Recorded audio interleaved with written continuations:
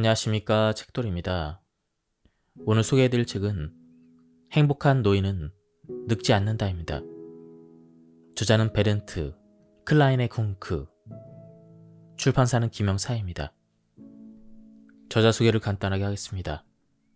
세계적인 안티에이징 전문가로서 독일 듀스부르크 에센 대학교 의과대학을 졸업했으며 동대학 종양연구소에서 박사학위를 취득하였다. 그럼 바로 본문을 보도록 하겠습니다. 영양 섭취와 운동은 변함없이 중요한 주제입니다. 하지만 이 두 가지만 우리가 활력 있고 건강하게 오래 사는데 결정적인 역할을 하는 것은 아니죠. 지금까지 우리가 별로 신경 쓰지 않았지만 훨씬 더 중요한 부분이 있습니다. 다름 아닌 우리의 생각입니다.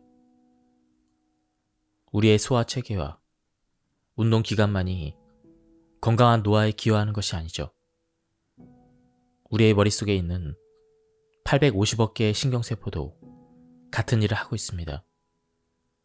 성공적인 노화는 특히 바른 정신 자세와 관련된 문제이기도 합니다. 이 책에서 머리가 노화 프로세스를 어떻게 제어하는지, 우리 뇌의 사령부에서 다양한 측면을 어떻게 조절할 수 있는지 자세히 다루고자 합니다. 테스토스테론은 남자가 되는 데 있어 중요합니다. 그런데 사람들이 흔히 주장하듯 테스토스테론도 안티에이징 호르몬일까요? 이 주장에 대해서는 항상 의문이 붙습니다. 수의학을 통해 우리는 수컷의 짐승을 어릴 때 거세시키면 기대 수명이 증가한다는 사실을 알고 있습니다. 거세한 황소는 일반 숫소보다 오래 삽니다. 거세마가 종마보다 오래 삽니다. 인간을 대상으로 한 이 연구를 하기 어려운 이유는 쉽게 짐작할 수 있을 것입니다. 이른 나이의 거세는 이미 오래전에 유행이 끝났지만 오랫동안 전 세계 많은 지역에서 거세는 일상적으로 행해졌습니다. 예를 들어 한국의 궁궐에서 수백 년 이상 환관들은 거세를 했습니다. 기록에 따르면 궁에 사는 다른 남자들보다 환관들의 기대 수명이 높았다고 합니다. 환관들은 무려 12년을 더 살았습니다. 더 오래 사는 것과 테스토스테론의 상관관계가 어떻든지 간에 개인의 삶의 질도 중요합니다. 물론 테스토스테론이 기대 수명을 높이는 데 어느 정도 기여하는 것은 사실입니다. 섹스에 대해서도 이미 언급을 했습니다. 테스토스테론은 전적으로 성욕에 관여하는 호르몬입니다. 이것은 남성뿐만 아니라 여성에게도 적용됩니다. 하지만 안드로겐으로 총칭되는 모든 남성 호르몬이 삶에 활력을 줍니다. 남자들이 소파에서 내려오지 않고 니트 재킷을 벗지 않으려 한다면 이것은 십중팔구 안드로겐의 결핍 징후입니다. 남성 호르몬은 일반적으로 근육을 형성하고 지방을 감소시킵니다. 이것은 대부분의 남성이 원하는 효과입니다. 테스토스테론 수치 감소를 예방하기 위해 가장 좋은 방법은 과체중을 피하는 것입니다. 물론 대부분의 사람은 과체중인 상태에서 체중 감량을 시작합니다.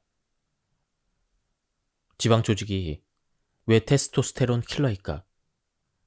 지방 조직에는 지방 조직 아로마타제라는 특수한 효소가 있기 때문입니다. 이 효소에는 아주 독특한 특징이 있습니다. 대사를 통해 테스토스테론을 에스트로겐으로 전환시키는 것이죠. 물론 그 자체가 나쁜 것은 아닙니다. 남성은 테스토스테론의 일부를 에스트로겐으로 전환시키기 때문에 나이가 들어서도 골다공증이나 치매에 걸릴 확률이 훨씬 낮습니다. 일반적으로 60세 남성은 호르몬 대체 요법을 적용하지 않은 60세 여성보다 에스트로겐 수치가 높습니다. 이것은 갱년기 이후 호르몬 대체요법을 고민하는 여성과는 완전히 다른 점이죠. 다시 지방 조직 아로마타제로 돌아가 봅시다. 이 효소는 대사를 통해 테스토스테론을 에스트로겐으로 전환시킵니다. 이것은 남성이 노년기 질환의 측면에서 유리한 이유입니다. 하지만 지방 조직이 너무 많으면 아로마타제의 활동이 지나치게 활발해집니다. 유감스럽게도 많은 노년기의 남성이 이에 해당합니다. 쉽게 말해 고환의 테스토스테론 생산량이 적을수록 지방에서 에스트로겐으로 더 많이 전환된다는 것이죠. 체내 테스토스테론을 정상 수치로 유지하고 싶은 남성이 가장 먼저 취해야 될 행동은 바로 체중 감량입니다. 좋은 닭이 뚱뚱하지 않다는 사실을 농부가 알든 말이죠. 체중 감량 외에 특히 운동이 중요합니다. 운동은 테스토스테론 수치를 현저히 증가시킵니다. 하지만 모든 유형의 스포츠가 동일한 효과를 내는 것은 아닙니다. 이 경우에는 근력 운동이 효과적입니다. 근육을 활성화시키면 테스토스테론의 분비를 자극하기 때문입니다. 지구력 운동을 선호하는 사람은 목표를 정하고 고강도 인터벌 훈련을 포함시킬 수가 있습니다. 이처럼 부하의 한계에 도달하는 것은 안드로겐을 집중적으로 자극합니다. 반면에 장거리 조깅은 테스토스테론을 자극하는 데 오히려 비생산적입니다. 남성 호르몬은 마라톤을 별로 좋아하지 않습니다. 쾌감과 호르몬의 진짜 킬러는 스트레스입니다. 주요 스트레스 호르몬인 코르티솔은 테스토스테론에 맞서 직접적으로 작용합니다. 긍정적 효과가 입증되는 물질이 있습니다. 바로 아연입니다. 이 슈퍼 원소는 인체에서 부족할 때가 많고 면역 체계와 관련해서 특히 중요합니다. 아연은 테스토스테론의 수치에 긍정적인 영향을 미칩니다. 아연은 소위 아로마타제의 억제제입니다. 쉽게 말해 우리가 방금 살펴본 지방 조직의 효소, 즉 대사를 통해 테스토스테론을 에스트로겐으로 전환시키는 효소를 억제하는 것이죠.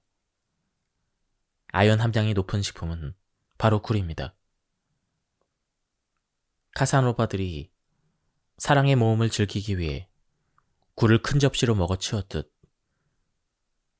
이것의 효과를 짐작할 수가 있습니다. 체중의 감량도 굴 섭취도 통하지 않는다면 호르몬 요법을 통해 부족한 테스토스테론을 보충하는 방법이 있습니다. 다음은 성장 호르몬에 대한 부분입니다. 소형견은 15년에서 18년을 거뜬히 삽니다. 반면에 성장 호르몬이 훨씬 많은 대형견은 12년 이상 살기 어렵습니다. 테스토스테론이나 성장 호르몬처럼 세포의 성장을 자극하는 물질, 이른바 신체의 성장을 촉진하는 물질은 더 이상 연구의 중점 과제가 아닙니다. 건강한 노년을 위해서라면 신체 에너지의 결핍을 포장하고 성장 프로세스를 촉진하는 물질보다는 회복이나 재생 프로세스를 촉진하는 물질이 더 효과적입니다. 시루트린이 그중 하나입니다. 그럼에도 성장 호르몬 주사를 고민하는 이유가 있습니다.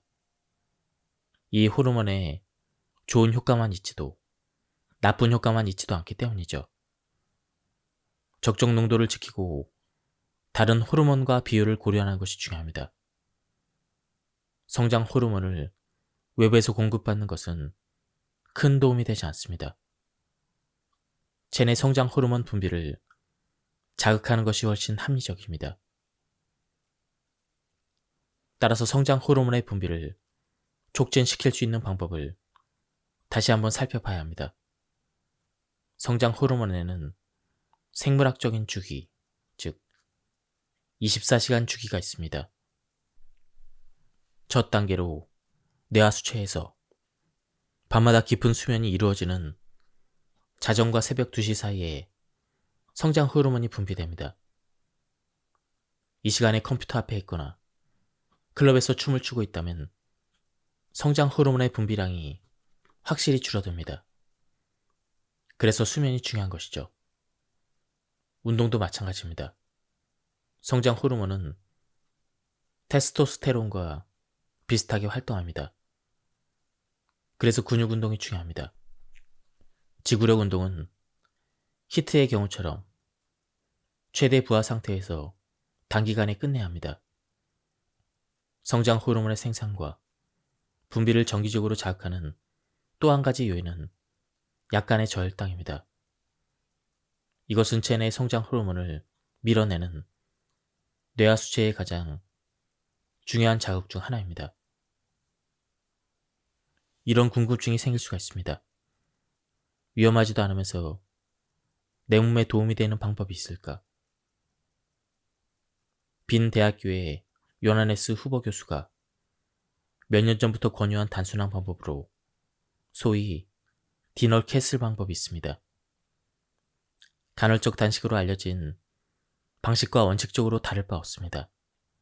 중요한 것은 아침이 아니라 저녁 식사를 거르는 것입니다.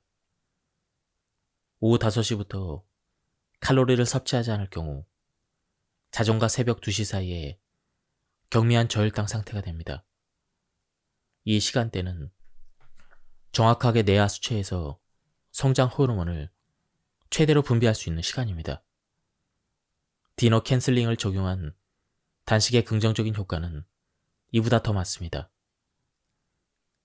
안티에이징 황제 호르몬으로 알려진 테스토스테론은 건강한 노화 프로세스에서 중요한 역할을 하고 있습니다. 디너 캔슬링을 통해 계획적으로 테스토스테론 생산량과 분비에 영향을 미칠 수가 있습니다. 다음은 옥시토신에 대한 부분입니다. 옥시토신은 엄마와 아기의 관계뿐만 아니라 부부의 애착 관계에서도 중요한 역할을 합니다. 서로 몸을 밀착시키고 강도 높은 신체 접촉을 했을 때도 수유 때와 비슷한 호르몬이 분비됩니다.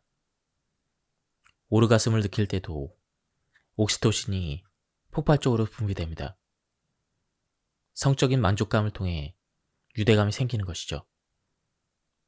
이 같은 사실이 발견되자 전 세계 사람들이 옥시토신에 대해서 관심을 가지고 연구를 시작했습니다.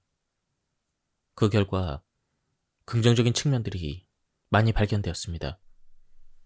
옥시토신은 강도 높은 신체 접촉을 통해 유대감을 강화시킬 뿐만 아니라 한 그룹 내에서의 결속력도 낮춰줍니다. 또한 건강에도 이롭습니다.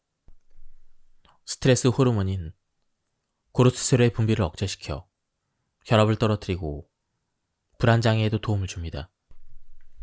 여기서 한 가지 궁금증이 생깁니다. 우리가 직접 체내 옥시토신 생산량을 늘릴 수 있지 않을까요? 실제로 가능합니다. 앞서 옥시토신이 주로 분비되는 상황을 설명했으니 실행에 옮기는 방법도 어렵지 않을 것입니다. 하지만 이 조언이 무작정 소파에서 벗어나라는 의미가 아닙니다. 이 말은 소파에 앉아서 서로 살을 맞대라는 뜻입니다. 스킨십 단계를 넘었다면 바로 침대로 가서 섹스를 하라는 것이죠. 최대한 오르가슴을 느끼면서 말이죠. 마지막 질문입니다.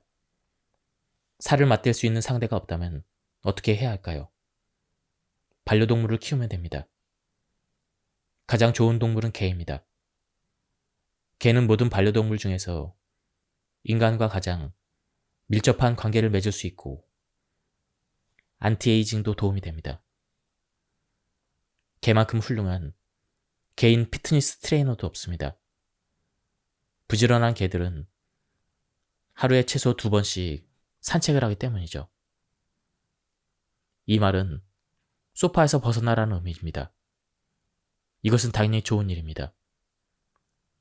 실제로 개가 옥시토신의 분비에 끼치는 긍정적인 효과를 연구한 분야도 있습니다. 개를 쓰다듬고 몸을 비비는 것이 서로에게 유익하다는 사실을 이 연구는 입증했습니다. 인간과 개의 옥시토신 수치가 똑같이 증가한 것이죠. 원칙적으로 고양이와 다른 반려동물에게도 동일한 효과가 나타납니다. 미국의 연구에 따르면 규칙적으로 야자수 화분에 물을 주는 행동에도 인간의 기대 수명을 연장시키는 효과가 있다고 합니다. 실제로 다른 생물을 돌보는 행위 하나만으로 건강에 긍정적인 효과를 끼칠 수가 있습니다. 당연히 야자수의 화분의 밀착 지수는 반려동물에 비해 훨씬 낮습니다. 하지만 함께 산책하지 않아도 된다는 장점이 있습니다. 다음은 노화의 큰 주범인 스트레스를 줄이는 방법입니다. 스트레스를 극복하는 능력을 키우는 것이 스트레스 인자를 줄이는 것보다 훨씬 중요합니다. 근본적으로 스트레스를 줄이거나 없앨 수 있는 방법은 매우 제한적이지만 스트레스를 관리하는 방법은 체계적인 훈련이 가능합니다. 머리를 잘 쓰면 됩니다. 옛 선조들의 수련법이 이때 유용합니다. 2500년 전 아시아에서는 불교, 그리고 불교보다 오래전부터 존재했던 힌두교와 함께 정신사조가 있었는데 명상 및 긴장 완화 기법은 여기에서 통합적으로 나타나는 요소였습니다. 불교는 특히 선 명상을 꾸준히 발전시켰습니다.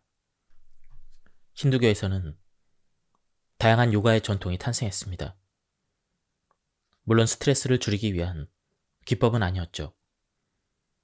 당시에는 스트레스라는 개념 자체가 없었습니다. 주된 목적은 고요 가운데 자아의 침잠함을 깨닫는 것이었습니다. 나아가 우주가 하나 되는 순간을 느끼는 이상적인 경지에 이르고자 했습니다. 이것은 다른 종교에서도 수용한 개념입니다. 기독교의 신비주의, 이슬람교의 수피즘, 유대교의 카발라에서도 영적 체험을 가능하게 하는 매우 유사한 기법이 있습니다. 천주교의 묵주 기도도 따지고 보면 일종의 명상입니다. 하지만 동양의 종교에서는 인격화된 신의 개념이 약하기 때문에 종교적인 확신이 없이 이런 전통을 더 쉽게 따릅니다. 다양한 명상 기법은 영적 깨달음을 얻을 뿐만 아니라 우리의 일상적인 건강에도 매우 긍정적인 영향을 끼친다는 사실이 알려졌습니다. 가장 확실한 효과를 몇 가지 꼽아 보겠습니다. 규칙적인 명상은 혈압을 낮추고 면역 체계를 강화시키며 수면의 질을 높입니다. 많은 요가 학교에서 순수 명상과 신체 단련을 함께 가르치고 있습니다. 대표적으로 하는 하타 요가가 그렇습니다. 요가는 혈액순환을 촉진시키고 근육을 강화시켜줍니다. 근육 눌리기를 이용한 이상적인 근막 훈련이죠. 조용한 춤이라는 뜻을 가진 기공도 마찬가지입니다. 수백만 명의 중국인이 매일 집이나 공원에 모여 기공 훈련을 하고 있습니다. 실용적인 성향이 강한 중국인들은 기공이 건강에 끼치는 긍정적인 영향을 일찍이 깨달았습니다. 기공은 중의학에서 중요한 요소입니다. 기는 에너지와 호흡, 생기를 의미합니다. 공은 노고와 끈기, 능력, 혹은 꾸준한 수련을 의미합니다. 두 가지를 결합하는 것은 정신적인 가동성과 신체적인 유연성을 고령에도 유지할 수 있도록 하는 중국의 방식입니다. 서구권에서도 동양의 명상 기법을 자신들의 필요에 맞춰 활용하기 시작했습니다. 즉, 긴장의 완화 기법은 수용하고 영적인 측면은 받아들이지 않은 것이죠. 최면을 집중적으로 연구한 독일의 정신과 의사 요하네스 하이니치 슐츠는 자율훈련법이라는 방식을 개발했습니다. 머릿속으로 편안한 감정을 나타내는 문장을 반복합니다. 오른쪽 팔에서 온기가 느껴진다. 내 다리는 매우 무겁다. 심장이 차분하게 뛴다. 이런 문장들을 공식처럼 반복함으로써 우리의 몸은 일종의 자기 체면 상태에 이릅니다. 이 상태에서는 어떤 외적인 회의도 하지 않고 자율적으로 원하는 감정으로 조절할 수가 있습니다. 실제로 나는 평화롭다라는 문장을 여러 차례 반복함으로써 깊은 긴장 완화 상태로 유도할 수가 있습니다. 저자는 특히 정신적인 노화를 방지하기 위해서는 회복 탄력성이 중요하다고 말하고 있습니다. 인생은 끊임없이 변화하고 있고 위기도 인생의 일부입니다. 이 사실을 인정하는 것이 회복 탄력성을 갖추는 중요한 요소입니다. 이 맥락에서도 마음챙김 수련에 효과가 입증되었습니다. 인생의 변화 무쌍함을 의연하게 받아들이는 마음가짐을 갖춘 사람은 위기가 닥치더라도 부정적인 생각과 감정에 사로잡혀 절망의 나락으로 빠져들지 않습니다. 규칙적인 명상은 일정한 거리를 두고 자신의 인생을 성찰하고 불행을 부정적인 시각으로만 받아들이지 않는 데 도움이 됩니다. 회복 탄력성이 약한 사람들은 종종 자기 비하에 빠집니다. 하지만 누구나 성공한 경험을 기록으로 남길 수가 있습니다. 이 방법은 실용적입니다. 자신이 하루에 성공적으로 해낸 일을 매일 기록으로 남기는 사람은 자신의 장점과 능력을 잘 알고 있습니다. 기록은 위기의 순간에 어떤 문제를 어떻게 해결했고 어떻게 성공했는지를 상기시켜줍니다. 그렇습니다. 우리는 할 수 있습니다라고 스스로 복돋는 셈이죠.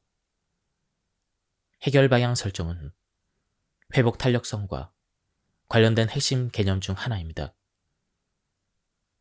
해결 방법이 항상 한 가지만 있는 것이 아니기 때문에 해결 방법을 찾는 데 집착하는 것은 비생산적인 일입니다.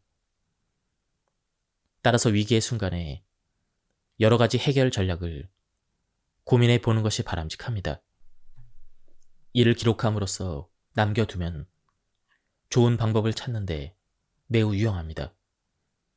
방법을 찾았다면 꾸준히 실천해야 합니다. 꼭 기억해야 될 사항은 혼자 모든 것을 극복할 수 없다는 사실입니다. 친구나 배우자에게 도움을 청하는 것도 합리적인 방법입니다. 심각한 정신적인 갈등을 겪고 있다면 의학이나 심리치료가 확실히 도움이 됩니다. 회복 탄력성은 훈련할 수가 있습니다. 나이가 들어서도 가능한 일이죠. 불행에 대처하려면 머리를 써야 합니다. 불행과 정반대의 상황은 어떤 모습일까요? 행복은 그저 행운의 결과일까요? 이제는 알 것입니다. 우리의 머릿속에 행복이 있다는 사실을. 그러므로 머리를 잘 쓰면 되는 것이죠. 불행과 시련은 언제든 닥칠 수가 있습니다. 스트레스와 마찬가지로 불행과 시련을 완벽하게 피할 수는 없지만 대처하는 법은 배울 수가 있습니다. 회복 탄력성은 타고난 능력도 성격상의 특성도 아니기 때문에 충분히 훈련할 수가 있습니다. 가족이든 친구든 심적 부담이 되는 사회적 관계는 회복 탄력성을 키우는 밑거름입니다. 혼자 지내는 시간보다 사람들과 함께 보내는 시간이 많을수록 회복 탄력성이 강해집니다. 자기 효능감은 회복 탄력성 측면에서 중요한 개념이죠. 나는 할 수 있다라는 확신은 모든 문제를 해결하는 실마리입니다. 반면에 희생자 역할을 자처하면 문제는 해결하기 어려워집니다. 극복을 했지만 문제를 일으켰던 상황을 내면화해 보십시오. 최고의 운동선수는 정신력 훈련에 앞서 승리했던 경기를 되짚어 봅니다. 아직 성취하지 못한 목표들을 역시 끊임없이 시각해 보십시오.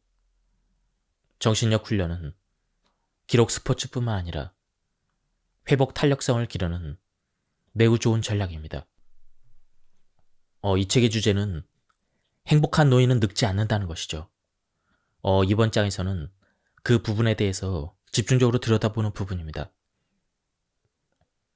재미 자체만 추구할 때는 엔돌핀 같은 호르몬이 분비됩니다. 이 호르몬들은 아편과 화학 구조가 비슷해서 오피오이드라고 불립니다. 우리 몸에서 마약을 생산한다는 말일까요? 그렇습니다. 체내에서 생산되는 오피오이드의 반감기는 도파민에 비해 훨씬 짧습니다. 우리는 일상의 체험을 통해 이미 이 사실을 알고 있습니다. 미식이든 성애에 관한 본성이든 우리는 몇 주 동안 특정한 일에서 얻은 기쁨의 감정을 유지할 수가 있습니다. 하지만 시간이 오래 지나면 그때 감정은 사라집니다. 아무래도 상관없습니다. 좋았다면 같은 일이 반복될 때 기쁨을 맛보리라는 기대감으로 도파민의 분비량이 다시 증가하기 때문이죠. 행복이라는 감정의 화학은 상당히 표준화된 방식의 호르몬에 의해 움직입니다. 행복을 느끼는 사건이 맛있는 음식이든 흥분을 끌어올리는 성행위이든 고급 오페라 공연이든 생화학적인 반응은 항상 동일한 방식으로 조절됩니다. 그런데 섹스를 할 때는 다른 호르몬이 추가로 분비됩니다. 옥시토신이라는 호르몬이 바로 그것입니다. 세로토닌에 대해서 다시 언급하고자 합니다. 도파민과 마찬가지로 호르몬이자 신경 전달 물질인 세로토닌 역시 다양한 방식으로 작용하는데 세로토닌의 농도가 가장 높은 곳은 뇌가 아니라 장입니다. 마약은 쥐에 대해 심긴 정극, 도박기계의 손잡이, 인스타그램에 좋아요 수를 확인하는 것과 동일한 메커니즘으로 작용합니다. 마약은 우리의 뇌가 도파민 중독 상태를 간절히 원하게 만듭니다. 마약은 니코틴처럼 도파민 분비를 증가시키거나 코카인처럼 도파민 감소를 억제시킵니다. 행복에 대한 우리의 끊임없는 갈망에는 어두운 이면이 있습니다. 모든 종류의 쾌락은 한편으로는 중독될 수가 있습니다. 다른 한편으로 우리는 다양한 마약을 통해 우리의 뇌가 더 이상 행복이라는 동기를 필요로 하지 않게 조작할 수가 있습니다. 이를 현실에 적용하려면 행복해지는 법도 배워야 한다는 것이죠. 쾌락을 느끼는 법을 잘 배우되 쾌락에 정복당해서는 안 됩니다. 행복으로 젊음을 유지하는 법을 더 자세히 살펴봅시다. 먼저 돈에 대해서 이야기하자면 사람들은 돈이 행복을 가져다 주지는 않는다고 말합니다. 그러면서도 많은 사람이 돈을 벌기 위해, 돈을 더 많이 갖기 위해 안간힘을 쓰고 있습니다. 관찰과 현실이 완전히 일치하지 않습니다. 로또 당첨이 행복을 보장해 줄 것이라고 믿는 사람이 적지 않습니다. 큰 돈이 있으면 어떻게 될까요? 돈이 행복을 가져다 줄까요? 그렇지 못할까요? 과학은 우리가 행복해지는 데 도움을 줄 수 있을까요? 실제로 과학은 도움이 될 수가 있습니다. 일상에서 사람들이 얼마나 행복한지 알아보기 위해 복잡한 학문들로 설문조사를 했습니다.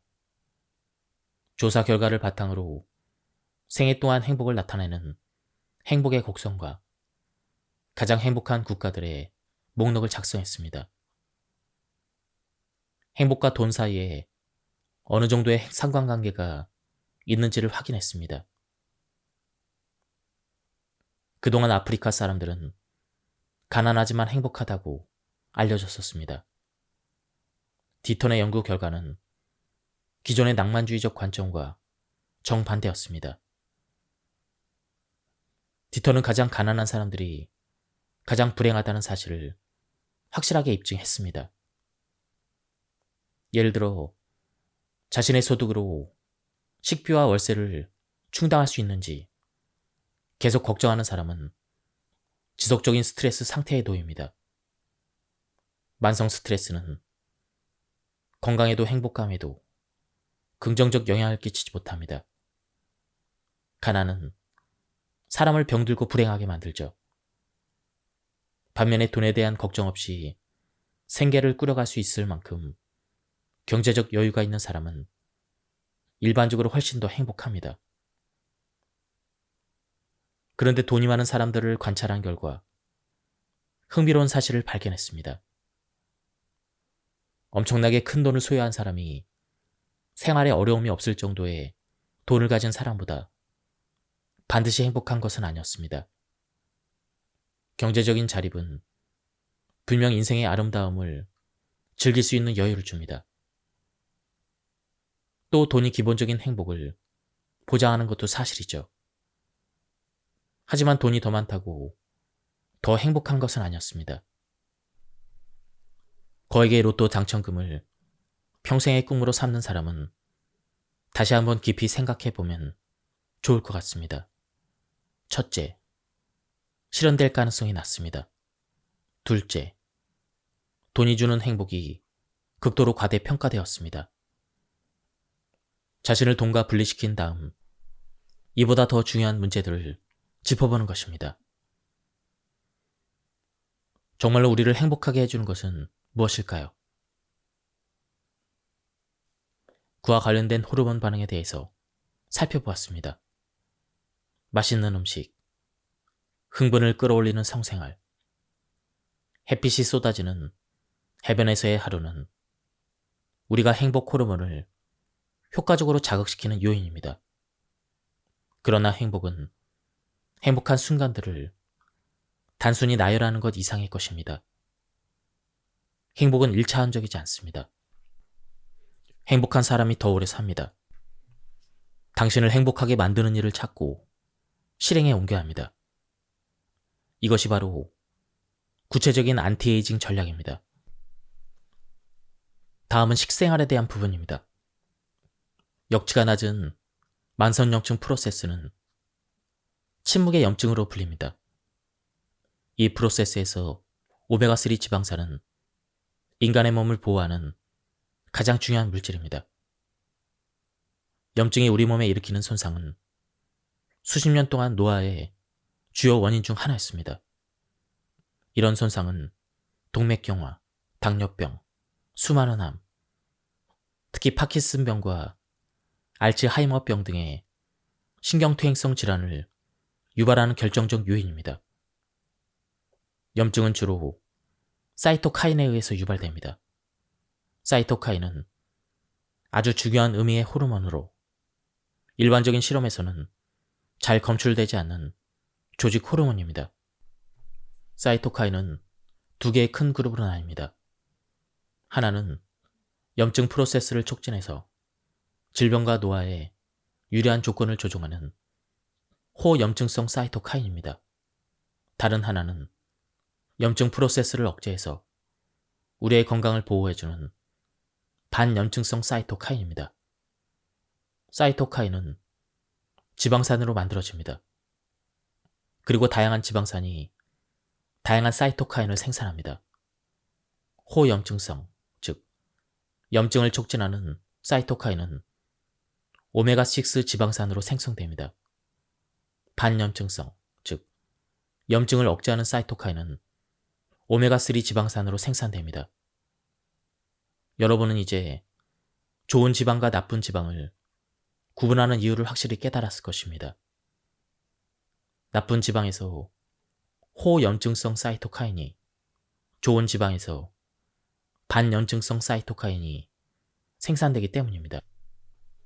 우리는 염증을 악화시키는 오메가6 지방산을 옥수수유, 대두유, 이런 식물성 기름의 형태로 섭취하고 있습니다. 하지만 축산을 통한 육류나 달걀 등을 가공한 식품에서도 오메가6 지방산은 이미 충분합니다.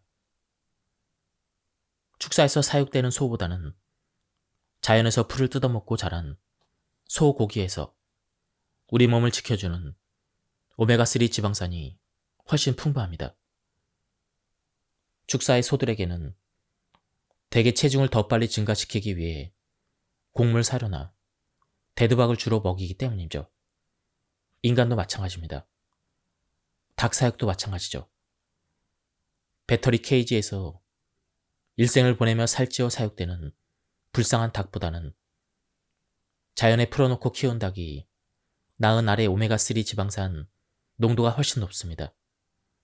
결론은 종별 특성에 따른 사육이 가축의 고통을 줄여줄 뿐 아니라 인간의 건강을 개선시킨다는 것이죠. 과거에는 가축들이 풀을 뜯고 닭들은 자유롭게 돌아다녔습니다. 오메가3 지방산은 특히 어류에 풍부하다고 하는데요. 하지만 주의할 점이 있습니다.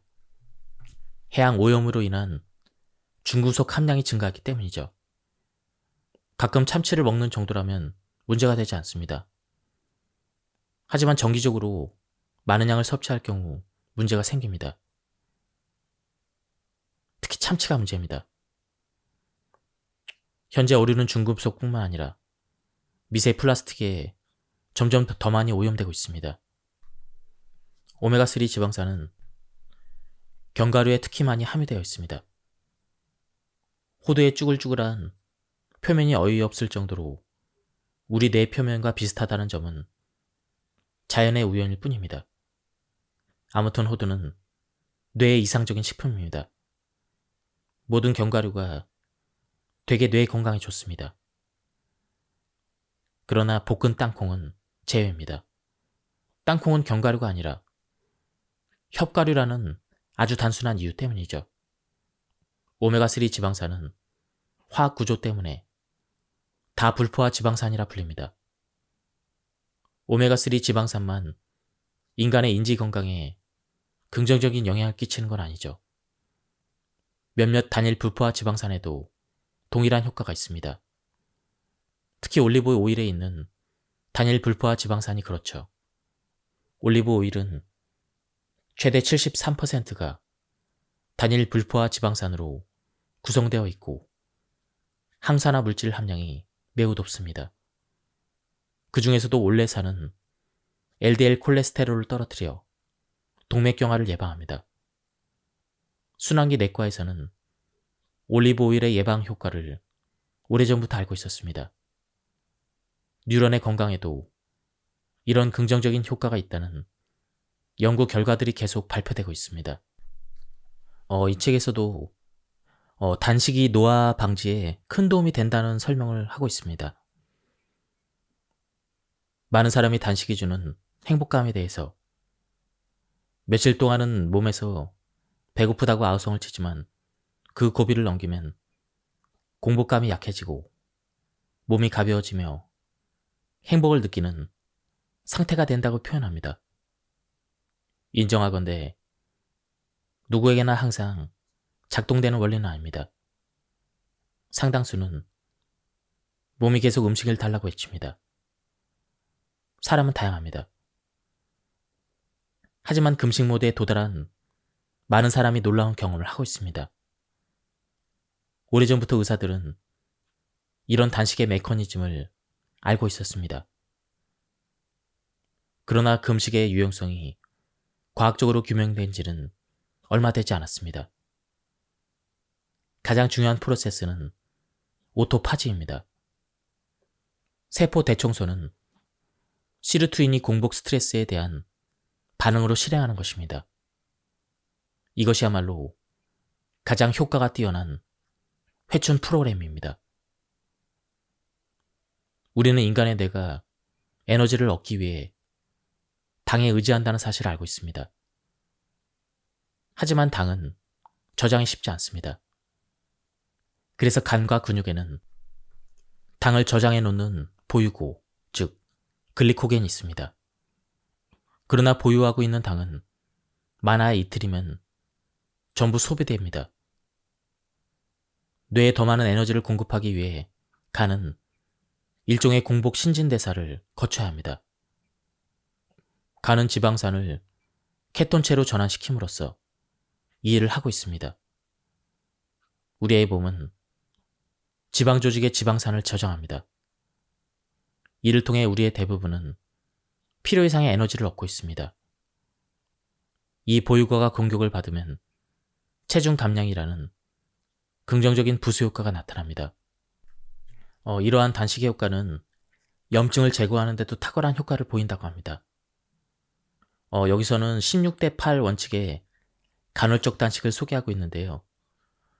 이에 대한 부분은 제가 일전에도 많이 소개를 해드렸기 때문에 생략하도록 하겠습니다. 지금까지 이 책에 대한 리뷰를 모두 마쳤습니다. 제가 시간 관계상 전체 부분을 소개해드릴 수는 없었습니다. 한번 책을 구해서 읽어보실 것을 추천드립니다. 여기서 리뷰를 마치도록 하겠습니다. 감사합니다.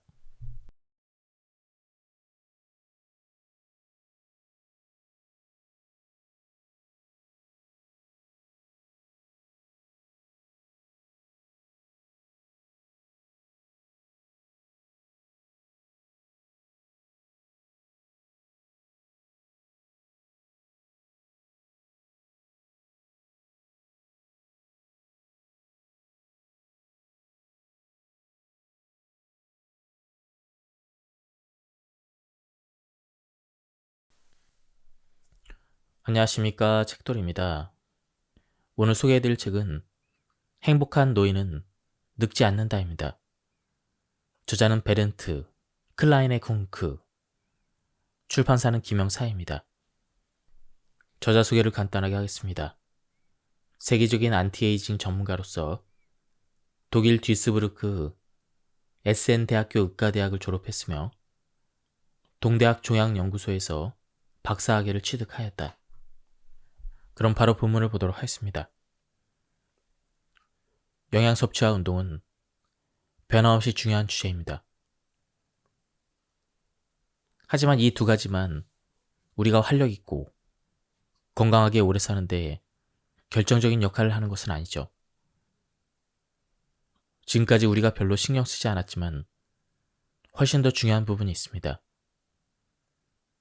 다름 아닌 우리의 생각입니다. 우리의 소화 체계와 운동 기간만이 건강한 노화에 기여하는 것이 아니죠. 우리의 머릿속에 있는 850억 개의 신경세포도 같은 일을 하고 있습니다. 성공적인 노화는 특히 바른 정신 자세와 관련된 문제이기도 합니다. 이 책에서 머리가 노화 프로세스를 어떻게 제어하는지, 우리 뇌의 사령부에서 다양한 측면을 어떻게 조절할 수 있는지 자세히 다루고자 합니다. 테스토스테론은 남자가 되는 데 있어 중요합니다. 그런데 사람들이 흔히 주장하듯 테스토스테론도 안티에이징 호르몬일까요?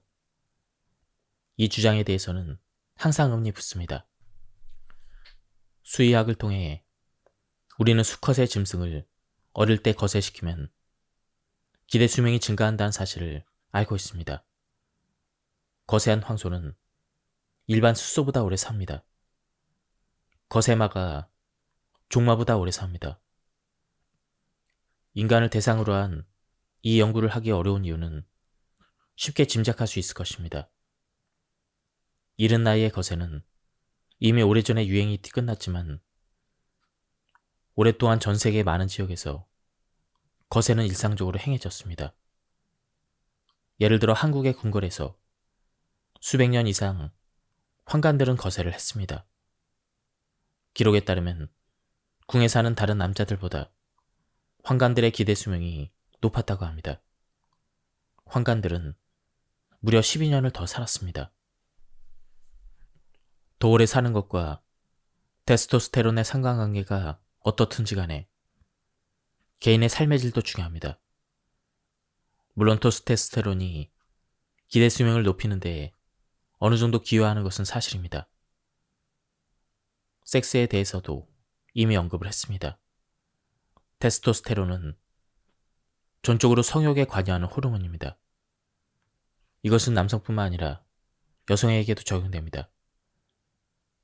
하지만 안드로겐으로 총칭되는 모든 남성 호르몬이 삶에 활력을 줍니다. 남자들이 소파에서 내려오지 않고 니트 재킷을 벗지 않으려 한다면 이것은 십중팔구 안드로겐의 결핍 징후입니다. 남성 호르몬은 일반적으로 근육을 형성하고 지방을 감소시킵니다. 이것은 대부분의 남성이 원하는 효과입니다. 테스토스테론 수치 감소를 예방하기 위해 가장 좋은 방법은 과체중을 피하는 것입니다. 물론 대부분의 사람은 과체중인 상태에서 체중 감량을 시작합니다. 지방 조직이 왜 테스토스테론 킬러일까? 지방 조직에는 지방 조직 아로마타제라는 특수한 효소가 있기 때문입니다. 이 효소에는 아주 독특한 특징이 있습니다. 대사를 통해 테스토스테론을 에스트로겐으로 전환시키는 것이죠. 물론 그 자체가 나쁜 것은 아닙니다. 남성은 테스토스테론의 일부를 에스트로겐으로 전환시키기 때문에 나이가 들어서도 골다공증이나 치매에 걸릴 확률이 훨씬 낮습니다. 일반적으로 60세 남성은 호르몬 대체 요법을 적용하지 않은 60세 여성보다 에스트로겐 수치가 높습니다. 이것은 갱년기 이후 호르몬 대체 요법을 고민하는 여성과는 완전히 다른 점이죠. 다시 지방 조직 아로마타제로 돌아가 봅시다. 이 효소는 대사를 통해 테스토스테론을 에스트로겐으로 전환시킵니다. 이것은 남성이 노년기 질환의 측면에서 유리한 이유입니다. 하지만 지방 조직이 너무 많으면 아로마타제의 활동이 지나치게 활발해집니다. 유감스럽게도 많은 노년기의 남성이 이에 해당합니다. 쉽게 말해 고안의 테스토스테론 생산량이 적을수록 지방에서 에스트로겐으로 더 많이 전환된다는 것이죠. 체내 테스토스테론을 정상 수치로 유지하고 싶은 남성이 가장 먼저 취해야 될 행동은 바로 체중 감량입니다. 좋은 닭이 뚱뚱하지 않다는 사실을 농부가 알던 말이죠. 체중 감량 외에 특히 운동이 중요합니다. 운동은 테스토스테론 수치를 현저히 증가시킵니다. 하지만 모든 유형의 스포츠가 동일한 효과를 내는 것은 아닙니다. 이 경우에는 근력 운동이 효과적입니다. 근육을 활성화시키면 테스토스테론의 분비를 자극하기 때문입니다. 지구력 운동을 선호하는 사람은 목표를 정하고 고강도 인터벌 훈련을 포함시킬 수가 있습니다. 이처럼 부하의 한계에 도달하는 것은 안드로겐을 집중적으로 자극합니다. 반면에 장거리 조깅은 테스토스테론을 자극하는데 오히려 비생산적입니다. 남성 호르몬은 마라톤을 별로 좋아하지 않습니다. 쾌감과 호르몬의 진짜 킬러는 스트레스입니다. 주요 스트레스 호르몬인 코르티솔은 테스토스테론에 맞서 직접적으로 작용합니다. 긍정적 효과가 입증되는 물질이 있습니다. 바로 아연입니다. 이 슈퍼 원소는 인체에서 부족할 때가 많고 면역 체계와 관련해서 특히 중요합니다. 아연은 테스토스테론의 수치에 긍정적인 영향을 미칩니다. 아연은 소위 아로마타제의 억제제입니다. 쉽게 말해 우리가 방금 살펴본 지방 조직의 효소, 즉 대사를 통해 테스토스테론을 에스트로겐으로 전환시키는 효소를 억제하는 것이죠. 아연 함량이 높은 식품은 바로 굴입니다. 카사노바들이 사랑의 모험을 즐기기 위해 굴을 큰 접시로 먹어 치웠듯 이것의 효과를 짐작할 수가 있습니다. 체중의 감량도 굴 섭취도 통하지 않는다면 호르몬 요법을 통해 부족한 테스토스테론을 보충하는 방법이 있습니다. 다음은 성장 호르몬에 대한 부분입니다. 소형견은 15년에서 18년을 거뜬히 삽니다. 반면에 성장 호르몬이 훨씬 많은 대형견은 12년 이상 살기 어렵습니다. 테스토스테론이나 성장 호르몬처럼 세포의 성장을 자극하는 물질, 이른바 신체의 성장을 촉진하는 물질은 더 이상 연구의 중점 과제가 아닙니다. 건강한 노년을 위해서라면 신체 에너지의 결핍을 포장하고 성장 프로세스를 촉진하는 물질보다는 회복이나 재생 프로세스를 촉진하는 물질이 더 효과적입니다. 시루트린이 그 중 하나입니다. 그럼에도 성장 호르몬 주사를 고민하는 이유가 있습니다. 이 호르몬에 좋은 효과만 있지도 나쁜 효과만 있지도 않기 때문이죠. 적정 농도를 지키고 다른 호르몬과 비율을 고려하는 것이 중요합니다. 성장 호르몬을 외부에서 공급받는 것은 큰 도움이 되지 않습니다. 체내 성장 호르몬 분비를 자극하는 것이 훨씬 합리적입니다. 따라서 성장 호르몬의 분비를 촉진시킬 수 있는 방법을 다시 한번 살펴봐야 합니다. 성장 호르몬에는 생물학적인 주기, 즉 24시간 주기가 있습니다. 첫 단계로 뇌하 수체에서 밤마다 깊은 수면이 이루어지는 자정과 새벽 2시 사이에 성장 호르몬이 분비됩니다. 이 시간에 컴퓨터 앞에 있거나 클럽에서 춤을 추고 있다면 성장 호르몬의 분비량이 확실히 줄어듭니다. 그래서 수면이 중요한 것이죠. 운동도 마찬가지입니다. 성장 호르몬은 테스토스테론과 비슷하게 활동합니다. 그래서 근육 운동이 중요합니다. 지구력 운동은 히트의 경우처럼 최대 부하 상태에서 단기간에 끝내야 합니다. 성장 호르몬의 생산과 분비를 정기적으로 자극하는 또 한 가지 요인은 약간의 저혈당입니다. 이것은 체내 성장 호르몬을 밀어내는 뇌하 수체의 가장 중요한 자극 중 하나입니다. 이런 궁금증이 생길 수가 있습니다. 위험하지도 않으면서 내 몸에 도움이 되는 방법이 있을까? 빈 대학교의 요나네스 후보 교수가 몇 년 전부터 권유한 단순한 방법으로 소위 디널 캐슬 방법이 있습니다.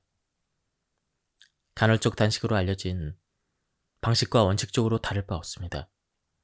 중요한 것은 아침이 아니라 저녁 식사를 거르는 것입니다.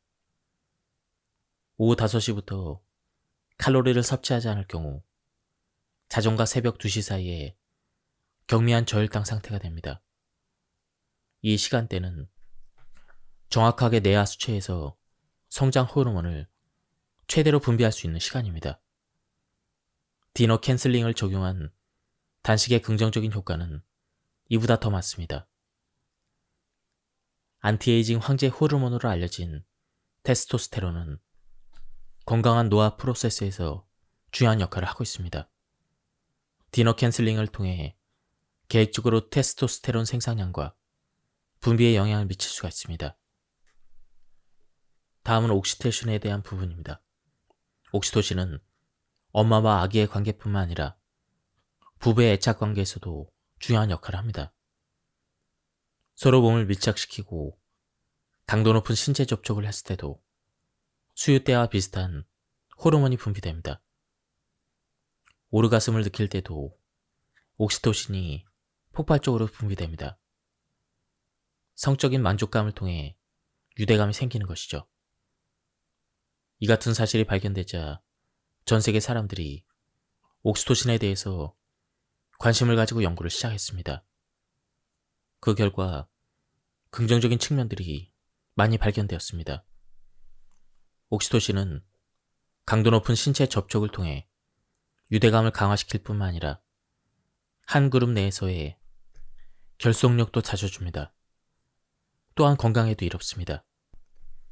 스트레스 호르몬인 코르티솔의 분비를 억제시켜 혈압을 떨어뜨리고 불안장애에도 도움을 줍니다.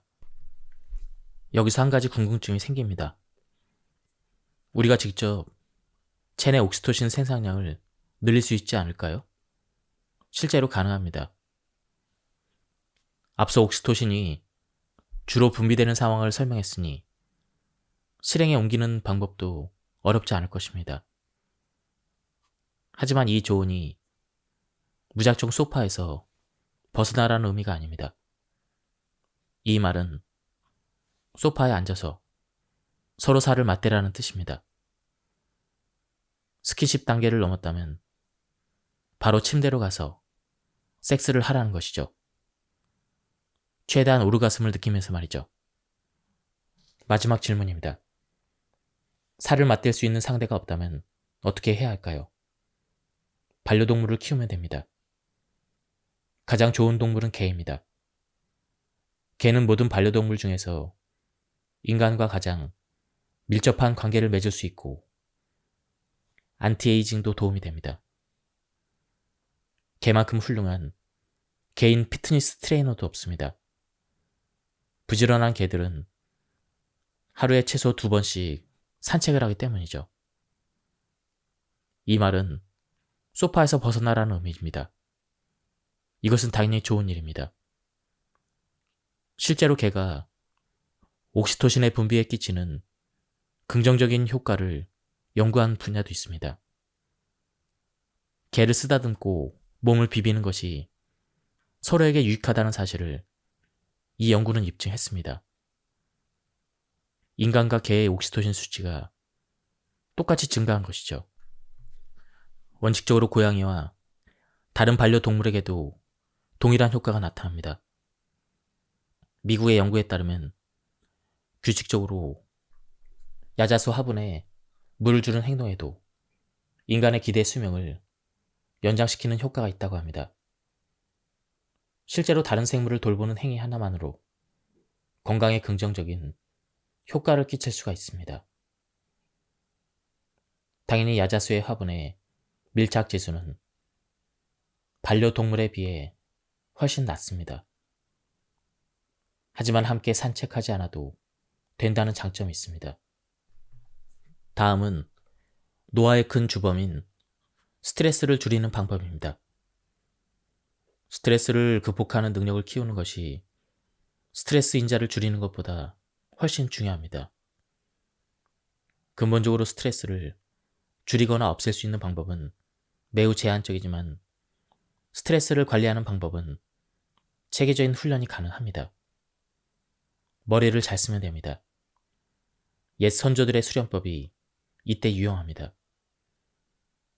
2500년 전 아시아에서는 불교, 그리고 불교보다 오래전부터 존재했던 힌두교와 함께 정신사조가 있었는데 명상 및 긴장 완화 기법은 여기에서 통합적으로 나타나는 요소였습니다.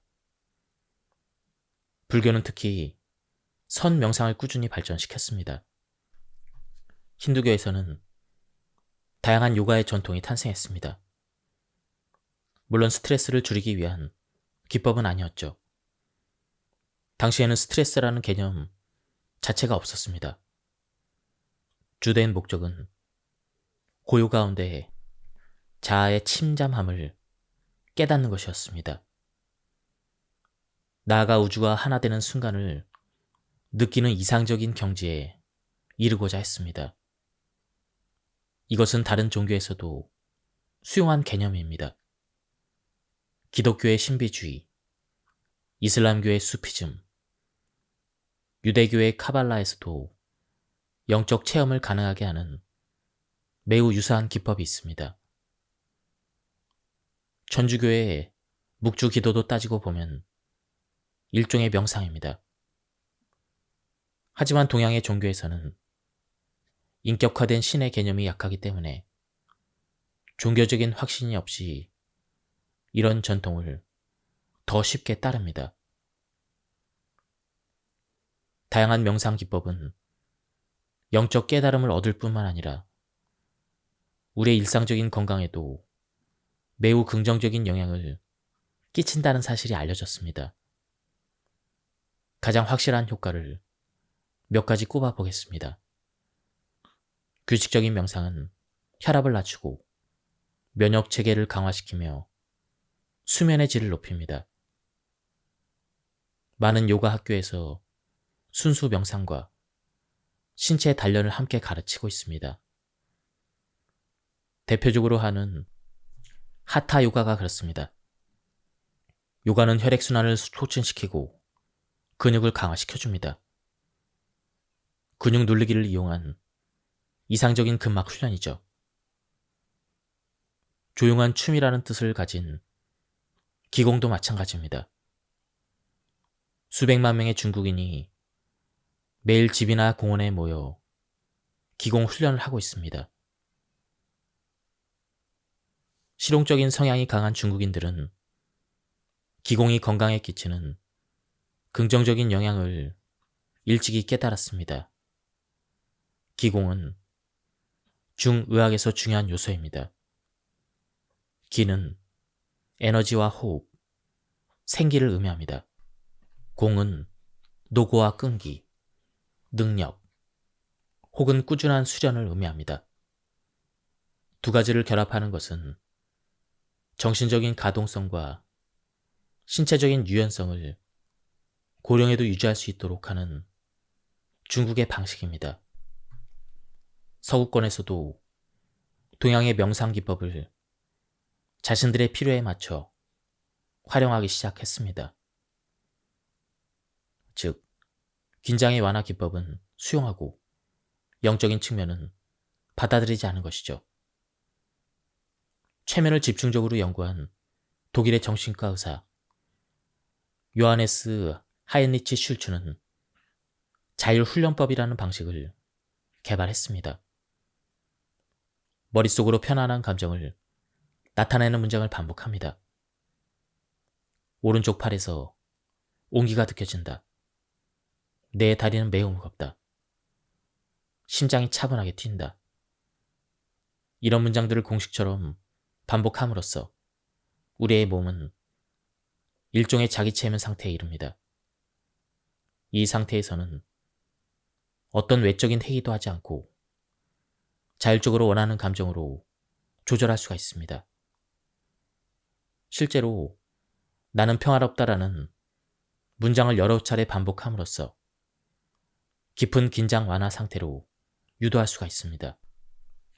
저자는 특히 정신적인 노화를 방지하기 위해서는 회복 탄력성이 중요하다고 말하고 있습니다. 인생은 끊임없이 변화하고 있고 위기도 인생의 일부입니다. 이 사실을 인정하는 것이 회복 탄력성을 갖추는 중요한 요소입니다. 이 맥락에서도 마음챙김 수련에 효과가 입증되었습니다. 인생의 변화 무쌍함을 의연하게 받아들이는 마음가짐을 갖춘 사람은 위기가 닥치더라도 부정적인 생각과 감정에 사로잡혀 절망의 나락으로 빠져들지 않습니다. 규칙적인 명상은 일정한 거리를 두고 자신의 인생을 성찰하고 불행을 부정적인 시각으로만 받아들이지 않는 데 도움이 됩니다. 회복 탄력성이 약한 사람들은 종종 자기 비하에 빠집니다. 하지만 누구나 성공한 경험을 기록으로 남길 수가 있습니다.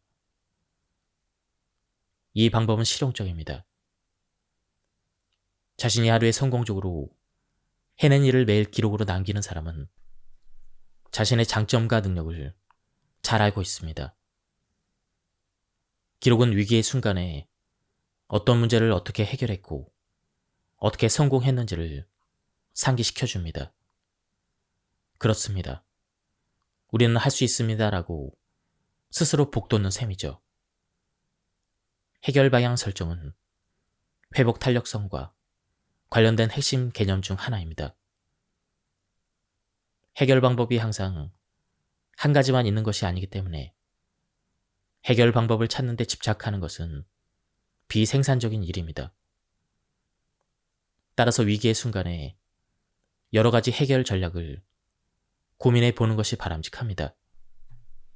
이를 기록함으로써 남겨두면 좋은 방법을 찾는데 매우 유용합니다. 방법을 찾았다면 꾸준히 실천해야 합니다.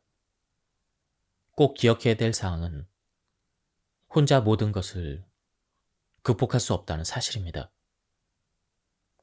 친구나 배우자에게 도움을 청하는 것도 합리적인 방법입니다.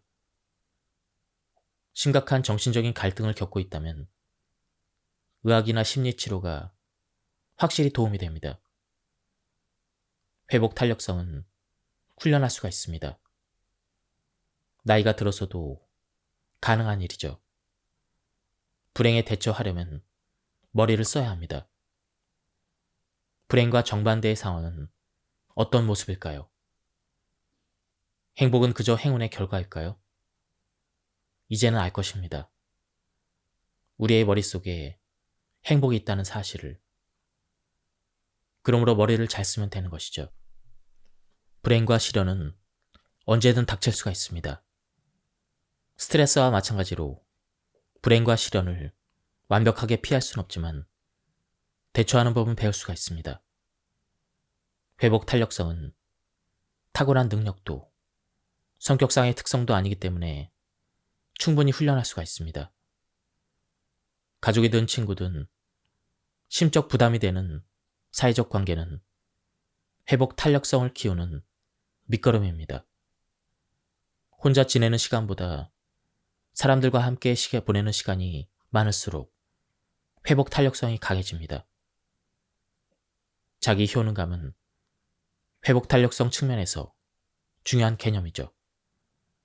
나는 할 수 있다라는 확신은 모든 문제를 해결하는 실마리입니다. 반면에 희생자 역할을 자처하면 문제는 해결하기 어려워집니다. 극복을 했지만 문제를 일으켰던 상황을 내면화해 보십시오. 최고의 운동선수는 정신력 훈련에 앞서 승리했던 경기를 되짚어봅니다. 아직 성취하지 못한 목표들을 역시 끊임없이 시각해 보십시오. 정신력 훈련은 기록 스포츠뿐만 아니라 회복 탄력성을 기르는 매우 좋은 전략입니다. 이 책의 주제는 행복한 노인은 늙지 않는다는 것이죠. 이번 장에서는 그 부분에 대해서 집중적으로 들여다보는 부분입니다. 재미 자체만 추구할 때는 엔돌핀 같은 호르몬이 분비됩니다. 이 호르몬들은 아편과 화학 구조가 비슷해서 오피오이드라고 불립니다. 우리 몸에서 마약을 생산한다는 말일까요? 그렇습니다. 체내에서 생산되는 오피오이드의 반감기는 도파민에 비해 훨씬 짧습니다. 우리는 일상의 체험을 통해 이미 이 사실을 알고 있습니다. 미식이든 성애에 관한 본성이든 우리는 몇 주 동안 특정한 일에서 얻은 기쁨의 감정을 유지할 수가 있습니다. 하지만 시간이 오래 지나면 그때 감정은 사라집니다. 아무래도 상관없습니다. 좋았다면 같은 일이 반복될 때 기쁨을 맛보리라는 기대감으로 도파민의 분비량이 다시 증가하기 때문이죠.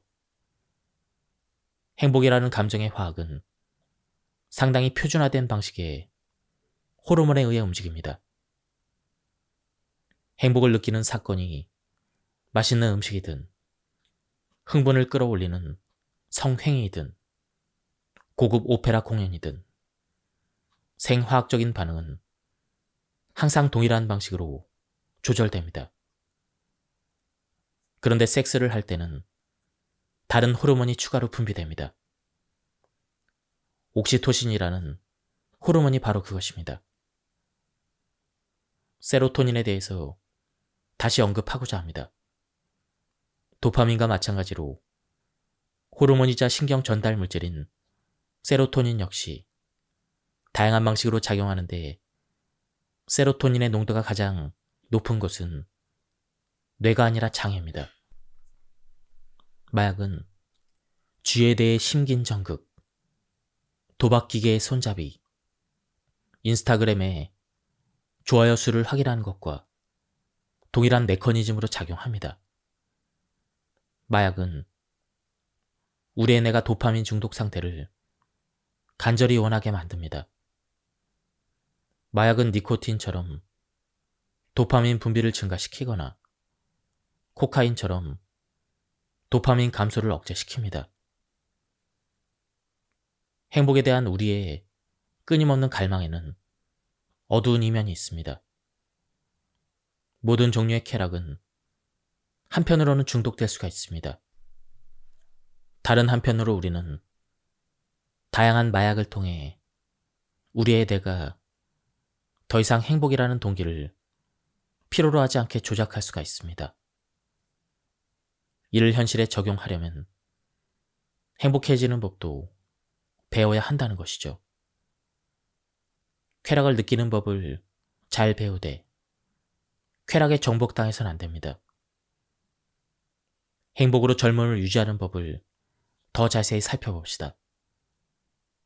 먼저 돈에 대해서 이야기하자면 사람들은 돈이 행복을 가져다 주지는 않는다고 말합니다. 그러면서도 많은 사람이 돈을 벌기 위해, 돈을 더 많이 갖기 위해 안간힘을 쓰고 있습니다. 관찰과 현실이 완전히 일치하지 않습니다.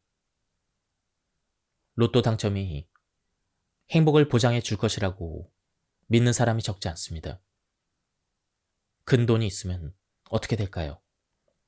돈이 행복을 가져다 줄까요? 그렇지 못할까요?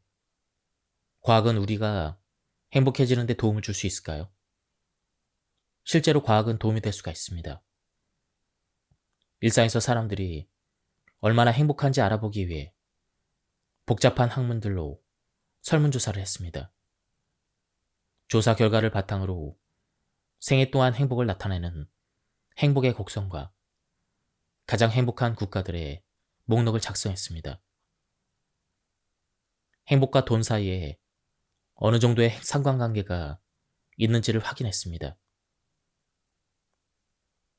그동안 아프리카 사람들은 가난하지만 행복하다고 알려졌었습니다.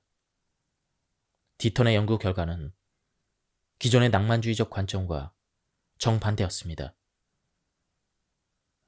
디턴은 가장 가난한 사람들이 가장 불행하다는 사실을 확실하게 입증했습니다. 예를 들어 자신의 소득으로 식비와 월세를 충당할 수 있는지 계속 걱정하는 사람은 지속적인 스트레스 상태에 놓입니다. 만성 스트레스는 건강에도 행복감에도 긍정적 영향을 끼치지 못합니다. 가난은 사람을 병들고 불행하게 만들죠. 반면에 돈에 대한 걱정 없이 생계를 꾸려갈 수 있을 만큼 경제적 여유가 있는 사람은 일반적으로 훨씬 더 행복합니다. 그런데 돈이 많은 사람들을 관찰한 결과 흥미로운 사실을 발견했습니다. 엄청나게 큰 돈을 소유한 사람이 생활에 어려움이 없을 정도의 돈을 가진 사람보다 반드시 행복한 것은 아니었습니다. 경제적인 자립은 분명 인생의 아름다움을 즐길 수 있는 여유를 줍니다. 또 돈이 기본적인 행복을 보장하는 것도 사실이죠. 하지만 돈이 더 많다고 더 행복한 것은 아니었습니다. 거액의 로또 당첨금을 평생의 꿈으로 삼는 사람은 다시 한번 깊이 생각해 보면 좋을 것 같습니다. 첫째, 실현될 가능성이 낮습니다. 둘째, 돈이 주는 행복이 극도로 과대평가되었습니다. 자신을 돈과 분리시킨 다음 이보다 더 중요한 문제들을 짚어보는 것입니다. 정말로 우리를 행복하게 해주는 것은 무엇일까요? 그와 관련된 호르몬 반응에 대해서 살펴보았습니다. 맛있는 음식, 흥분을 끌어올리는 성생활, 햇빛이 쏟아지는 해변에서의 하루는 우리가 행복 호르몬을 효과적으로 자극시키는 요인입니다. 그러나 행복은 행복한 순간들을 단순히 나열하는 것 이상의 것입니다. 행복은 1차원적이지 않습니다. 행복한 사람이 더 오래 삽니다. 당신을 행복하게 만드는 일을 찾고 실행에 옮겨야 합니다. 이것이 바로 구체적인 안티에이징 전략입니다. 다음은 식생활에 대한 부분입니다. 역치가 낮은 만성염증 프로세스는 침묵의 염증으로 불립니다. 이 프로세스에서 오메가3 지방산은 인간의 몸을 보호하는 가장 중요한 물질입니다.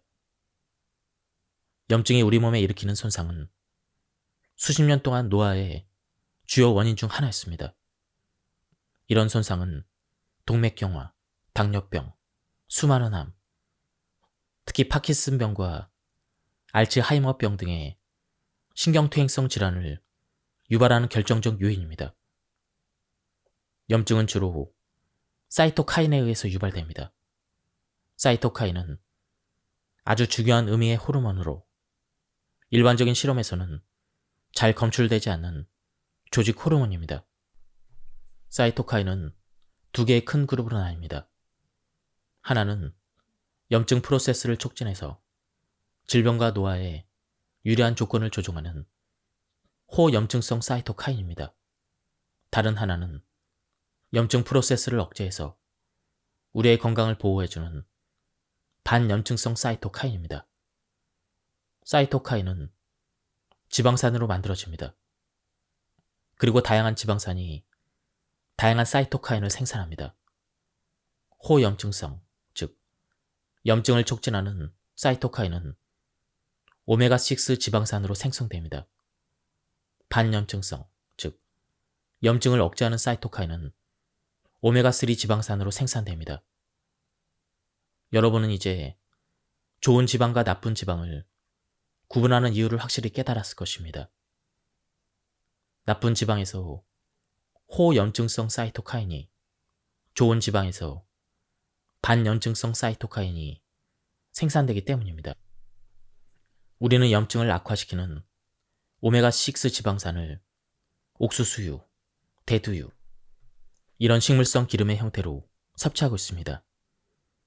하지만 축산을 통한 육류나 달걀 등을 가공한 식품에서도 오메가6 지방산은 이미 충분합니다. 축사에서 사육되는 소보다는 자연에서 풀을 뜯어먹고 자란 소고기에서 우리 몸을 지켜주는 오메가3 지방산이 훨씬 풍부합니다. 축사의 소들에게는 대개 체중을 더 빨리 증가시키기 위해 곡물 사료나 대두박을 주로 먹이기 때문이죠. 인간도 마찬가지입니다. 닭 사육도 마찬가지죠. 배터리 케이지에서 일생을 보내며 살찌워 사육되는 불쌍한 닭보다는 자연에 풀어놓고 키운 닭이 나은 아래 오메가3 지방산 농도가 훨씬 높습니다. 결론은 종별 특성에 따른 사육이 가축의 고통을 줄여줄 뿐 아니라 인간의 건강을 개선시킨다는 것이죠. 과거에는 가축들이 풀을 뜯고 닭들은 자유롭게 돌아다녔습니다. 오메가3 지방산은 특히 어류에 풍부하다고 하는데요. 하지만 주의할 점이 있습니다. 해양 오염으로 인한 중금속 함량이 증가하기 때문이죠. 가끔 참치를 먹는 정도라면 문제가 되지 않습니다. 하지만 정기적으로 많은 양을 섭취할 경우 문제가 생깁니다. 특히 참치가 문제입니다. 현재 어류는 중금속뿐만 아니라 미세 플라스틱에 점점 더 많이 오염되고 있습니다. 오메가3 지방산은 견과류에 특히 많이 함유되어 있습니다. 호두의 쭈글쭈글한 표면이 어이없을 정도로 우리 뇌 표면과 비슷하다는 점은 자연의 우연일 뿐입니다. 아무튼 호두는 뇌에 이상적인 식품입니다. 모든 견과류가 되게 뇌 건강에 좋습니다. 그러나 볶은 땅콩은 제외입니다. 땅콩은 견과류가 아니라 협가류라는 아주 단순한 이유 때문이죠. 오메가3 지방산은 화학 구조 때문에 다 불포화 지방산이라 불립니다. 오메가3 지방산만 인간의 인지 건강에 긍정적인 영향을 끼치는 건 아니죠. 몇몇 단일 불포화 지방산에도 동일한 효과가 있습니다. 특히 올리브 오일에 있는 단일 불포화 지방산이 그렇죠. 올리브 오일은 최대 73%가 단일 불포화 지방산으로 구성되어 있고 항산화 물질 함량이 매우 높습니다. 그 중에서도 올레산은 LDL 콜레스테롤을 떨어뜨려 동맥경화를 예방합니다. 순환기 내과에서는 올리브 오일의 예방 효과를 오래전부터 알고 있었습니다. 뉴런의 건강에도 이런 긍정적인 효과가 있다는 연구 결과들이 계속 발표되고 있습니다. 이 책에서도 단식이 노화 방지에 큰 도움이 된다는 설명을 하고 있습니다. 많은 사람이 단식이 주는 행복감에 대해서 며칠 동안은 몸에서 배고프다고 아우성을 치지만 그 고비를 넘기면 공복감이 약해지고 몸이 가벼워지며 행복을 느끼는 상태가 된다고 표현합니다. 인정하건대 누구에게나 항상 작동되는 원리는 아닙니다. 상당수는 몸이 계속 음식을 달라고 외칩니다.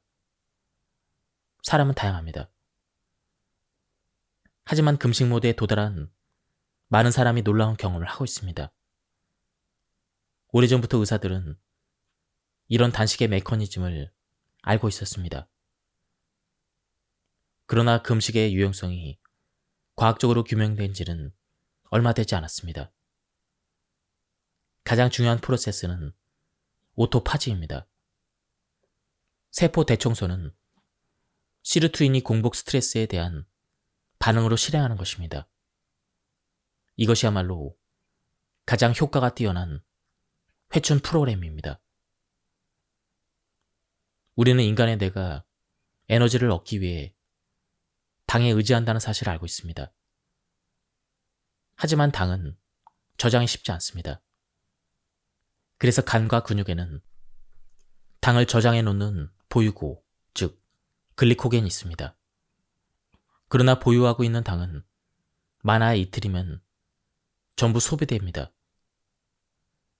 뇌에 더 많은 에너지를 공급하기 위해 간은 일종의 공복 신진대사를 거쳐야 합니다.